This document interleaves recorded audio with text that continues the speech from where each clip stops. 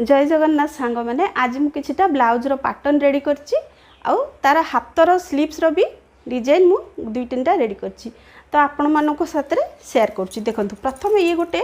हमर सो bell sleeve कहंती नले आपण अम्ब्रेला स्लीव जानथिबे एमती दीटा तीनटा लेयर रे सेटा हुए तो एटा गोटे देखंतु कटिंग करछि।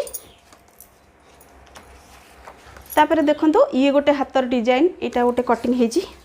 आउ ए डिजाइनटा देखंतु एबे एटा हमर बेसी ट्रेंडिंग रे चलछि एटा को मसब्बा ब्लाउज बिली कहंती। देखंतु ये गोटे डिजाइन तापर ये देखंतु गोटे पॉप स्लीव रो डिजाइन तापर देखंतु ये गोटे बोट नेक डिजाइन तापर देखंतु ये सबु ये होची हमर गोटे डीप नेक रो डिजाइन